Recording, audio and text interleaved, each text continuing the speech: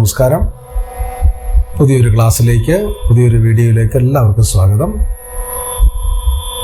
നമ്മൾ കഴിഞ്ഞ 2-3 ക്ലാസ്സുകളിൽ നമ്മൾ പാടിയത് ധാട്ടവരിശകളായിരുന്നു. ധാട്ടവരിശകൾ, ധാട്ടെന്ന് പറഞ്ഞു കഴിഞ്ഞാൽ ഞാൻ പറഞ്ഞു ജമ്പിങ് നോട്ട്സ് ആണ്. ഓരോ 1-2 സ്വരങ്ങൾ ഇങ്ങനെ ഒമിറ്റ് ചെയ്ത് അത് ഒഴിവാക്കി പാടുന്ന ഒരു മെത്തേഡാണ് ധാട്ടവരിശകൾ. അത് നമ്മൾ സമഗരി സരി ഗമരി പമഗരി ഗമ പ ഒന്നാമത് പഠിച്ചു. പിന്നെ നമ്മൾ രണ്ടാമതായിട്ട് സഗരി ഗ സരി ഗമ അത് പഠിച്ചു. മൂന്നാമത്തത് സമഗമ റിഗ സരി സമഗരി സരി ഗമ സമഗമ റിഗ സരി സമഗരി സരി ഗമ. നമ്മളത് ഒന്നാം കാലം ഒഴിവാക്കിയിട്ട് 2, 3, 4 കാലങ്ങളാണ് 3 കാലങ്ങൾ 2, 3, 4 നമ്മൾ മൂന്നാമത്തെ ധാട്ടവരിശ പാടിയത്. 1, 2 സമഗരി സഗരിക ഇത് 2 നമ്മൾ പാടിയത് ഒന്നാം കാലത്തിൽ. 1-ാം കാലവും 2-ാം കാലവും 3-ാം കാലവുമാണ് പാടിയത്. ഇനി നമുക്ക് 4-ാമത്തെ ഒരു ധാട്ടവരിശ കൂടി പഠിക്കാമെന്ന് വിചാരിക്കുന്നു. ഇനിയും വരിശകളൊക്കെ നിറയുണ്ട്, പക്ഷെ എന്നാലും നമുക്കത് ഒരെണ്ണം കൂടെ ഒന്ന് പഠിക്കാം. അപ്പോൾ 4-ാമത്തേതായിട്ട് വരുന്ന ധാട്ടവരിശ നമുക്ക് അങ്ങനെ ഇത് പ്രത്യേകിച്ച് ഓർഡർ നമ്പറൊന്നുമില്ല. ഓരോരുത്തർ പഠിപ്പിക്കുന്നത് ഓരോ ഓർഡറിലാണ്. അപ്പോൾ ഇന്ന 1-ാമത്തെ വരിശ 2-ാമത്തെ വരിശ ഒന്നും അങ്ങനെ ഓർഡറൊന്നുമില്ല. അത് ഓരോ അധ്യാപകർ ഓരോരുത്തർ പഠിച്ച രീതിക്കനുസരിച്ച് അവർ പല രീതിയിൽ അതിൻ്റെ ഓർഡറിലൊക്കെ വ്യത്യാസം ഉണ്ടാവും. പക്ഷേ സ്വരസ്ഥാനങ്ങളിലോ സ്വരങ്ങളിലോ വ്യത്യാസമൊന്നും ഉണ്ടാവില്ല. പിന്നെ പല ടൈപ്പുകൾ പലരും പഠിച്ചതനുസരിച്ച് പല രീതിയിലുള്ള വരിശകളാണ് അവർ പഠിപ്പിക്കുക. പക്ഷെ എല്ലാത്തിൻ്റെയും ഒരു പാറ്റേൺ ഇതായിരിക്കുമെന്ന് മാത്രം. അപ്പം നമ്മൾ 4-ാമതായിട്ട് പാടാൻ പോകുന്നത് സരി സഗ രി മഗരി അതാണ് ആദ്യത്തെ പോർഷൻ.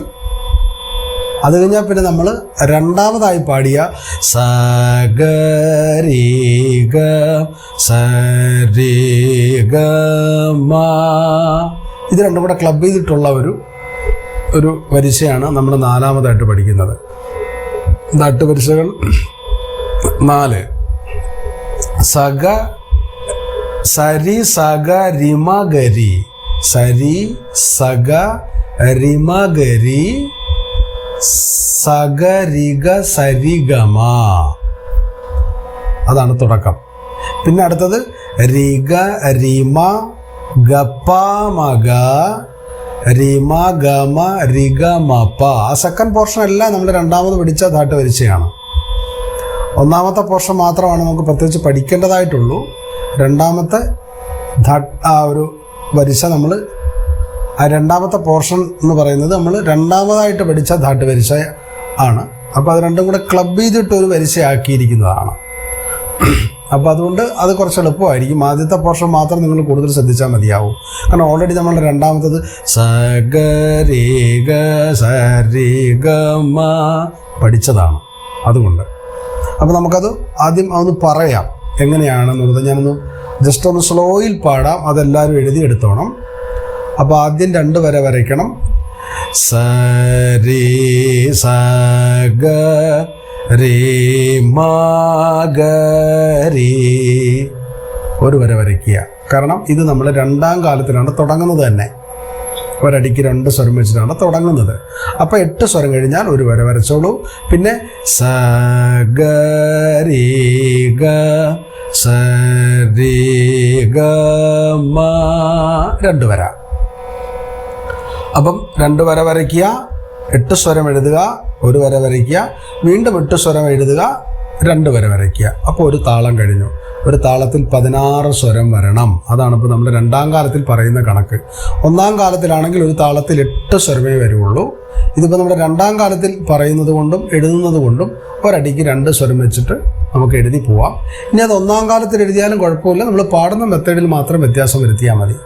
നിങ്ങൾക്ക് ആദ്യം 2 വര, 4 സ്വരം, 1 വര, വീണ്ടും 4 സ്വരം, 2 വര. അപ്പോൾ ഒരു താളത്തിൽ 8 സ്വരമായി. അങ്ങനെ എഴുതാം, എങ്ങനെ വേണമെങ്കിലും എഴുതാം. പക്ഷെ നമ്മളെ പാടുന്ന മെത്തേഡ് എപ്പോഴും സെയിം ആയിരിക്കും. 1-ാം കാലത്തിൽ 1 സ്വരം, 2 സ്വരം, 4 സ്വരം, 8 സ്വരം. ആ മെത്തേഡ് സെയിം ആയിരിക്കും, അതിൽ വ്യത്യാസമൊന്നും വരില്ല. ഇപ്പം ഞാനീ പറയുന്നത് 2-ാം കാലത്തിലാണ്. വീണ്ടും അടുത്ത ലൈൻ എന്ന് പറയുന്നത് 2 വര വരയ്ക്കുക. പിന്നെ രീ ഗ രീ ഗ രീ മാ ഗ പ മ ഗ. ഒന്നുകൂടെ പറയാം. രീ ഗ രീ മാ ഗ പ മ ഗ രീ മാ ഗ മ രേ ഗ മ പ.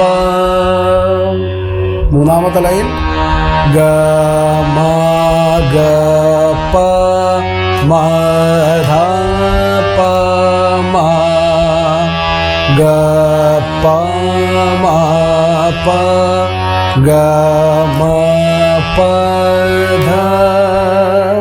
അടുത്ത ലൈൻ മ പ മ ധ പ നി ധ പ മ ധ പ ധ മ പ ധ നി. അടുത്ത ലൈൻ പ ധ പ നി ധ സ നി ധ പ നി ധ നി പ ധ നി സ. ആരോഹണം കഴിഞ്ഞു. ഇനി നമ്മൾ അവരോഹണത്തിലേക്ക് വരികയാണ്.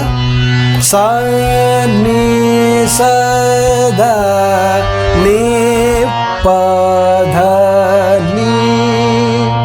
ഒന്നുകൂടെ പറയാം.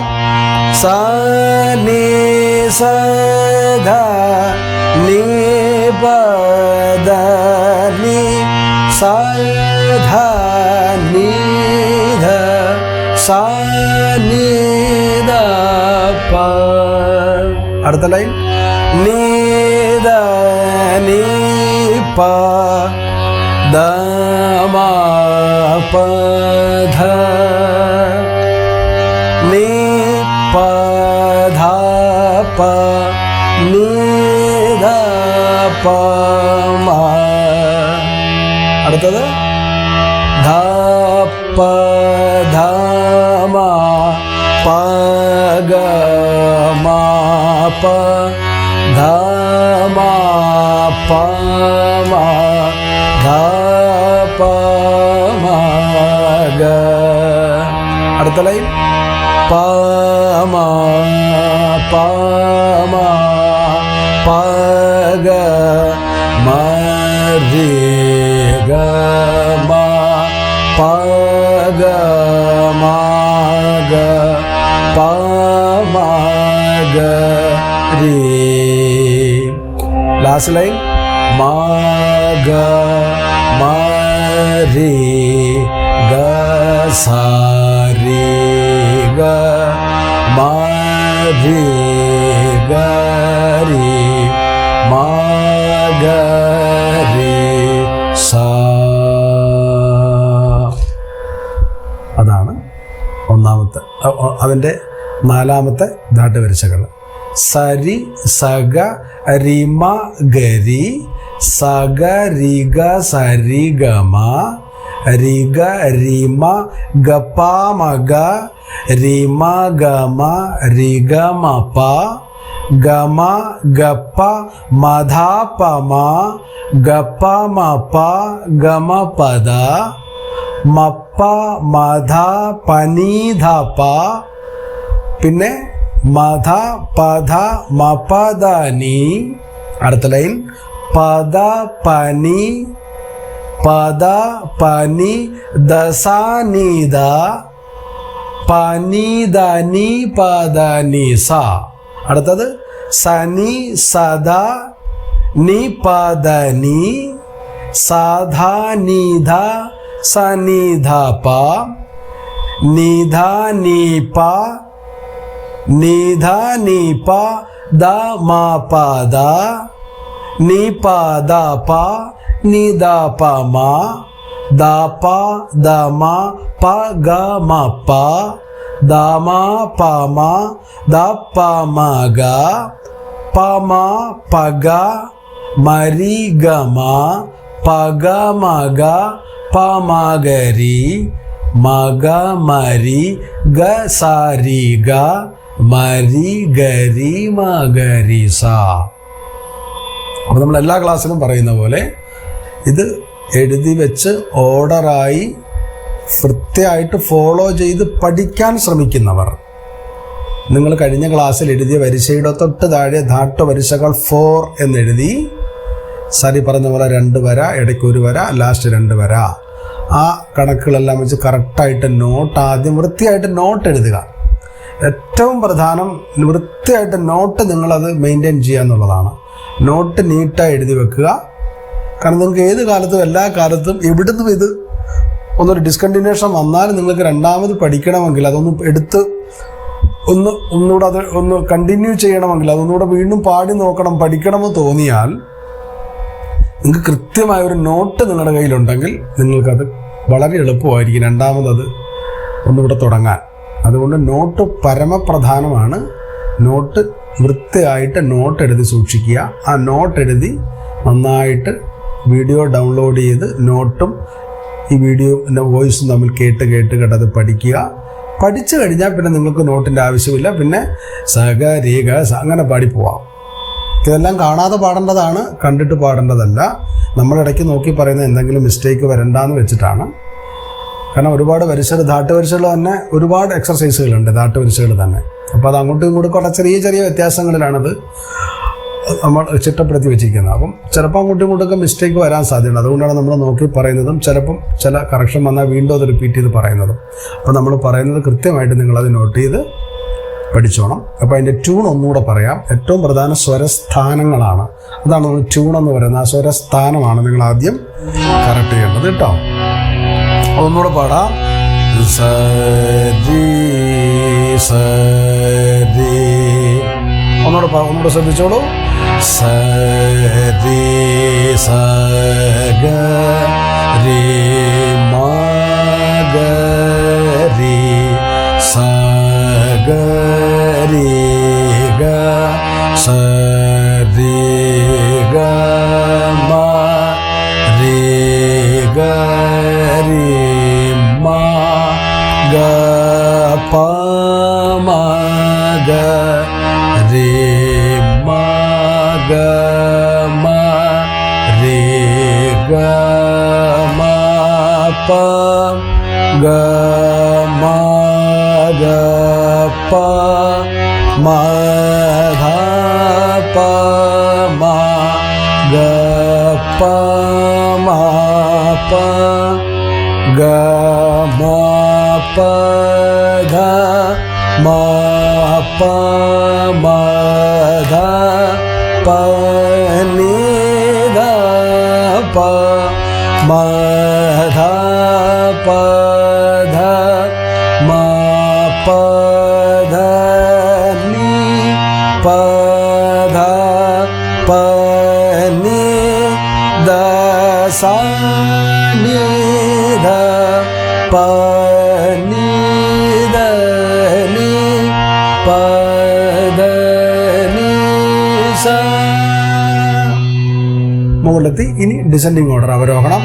സ നി സ ധ നി പ ധ നി സ ധ നി ധ സ നി ധ പ നി ധ നി പ ധ മ പ ധ നി പ ധ പ നി ധ പ മ ധ പ ധ മ പ ഗ മ പ ധ മ പ മ ധ പ മ ഗ പ മ പ ഗ മ രി ഗ മ പ ഗ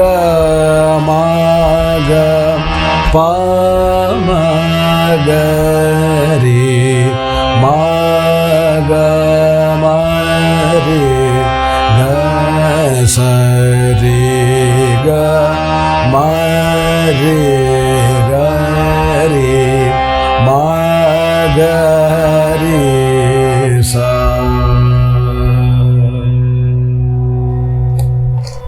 ഇതാണ് നാലാമത്തെ ധാട്ടുവരിശകൾ. അതിൻ്റെ ഒന്നാം കാലം എങ്ങനെ പാടും? നിങ്ങൾ ആദ്യം ചെയ്യേണ്ടത് ധാട്ടുവരിശകളാണ്. കുറച്ച് ടഫാണ്. സ്വരസ്ഥാനങ്ങൾ അങ്ങോട്ടും ഇങ്ങോട്ടും സ്വരങ്ങൾ ക്രമം തെറ്റി വരുന്നത് കൊണ്ട് അത് കുറച്ച് സ്വരസ്ഥാനങ്ങൾ ശരിയാകാൻ കുറച്ച് കൂടുതൽ സമയമെടുക്കും. അതുകൊണ്ട് ക്ഷമയോടുകൂടി കൂടുതൽ തവണ മിനിമം ഡെയിലി ഒരു 10 പ്രാവശ്യമെങ്കിലും നിങ്ങളിത് വെച്ച് ഇത് ഒരു വരിശ പാടുകയാണെങ്കിൽ ഒരാഴ്ച കൊണ്ട് അത് ക്ലിയറാക്കാം. അപ്പോൾ നമ്മൾ പറഞ്ഞു, സാധകം എന്ന് പറയുന്നാൽ സാധിച്ചെടുക്കലാണ്. നമുക്ക് ശരിയാവാത്ത കാര്യങ്ങൾ പാടി പാടി പാടി പാടി അതിനെ സാധിച്ചെടുക്കുന്നതിനെയാണ് നമ്മൾ സാധകം ചെയ്യുക എന്ന് പറയുന്നത്. ഒരു തവണ 2 തവണ പാടിയിട്ട് എഴുന്നേറ്റ് പോകുന്നതിനെ നമ്മൾ സാധകം എന്നല്ല പറയുക. അത് നമ്മളൊരു ജസ്റ്റ് ചെയ്യണമല്ലോ എന്ന് വെച്ച് ചെയ്തു, അങ്ങനെയല്ല ചെയ്യേണ്ടത്. ചെയ്തത് തന്നെ പാടി പാടി പാടി പാടി അതിനെ മാക്സിമം അതിൻ്റെ ഒരു പെർഫെക്ഷൻ ക്ലാരിറ്റി ഉണ്ടാക്കിയെടുക്കുക എന്നുള്ളതാണ് കേട്ടോ. അപ്പോൾ അതിനി ഒന്നാം കാലം എങ്ങനെ പാടുക എന്നുള്ളത് നിങ്ങൾക്കറിയാം. ഓൾറെഡി ഇപ്പോൾ നമ്മൾ ആദ്യം തൊട്ടേ പറഞ്ഞു വന്ന കാര്യങ്ങളാണ് ഇതെല്ലാം.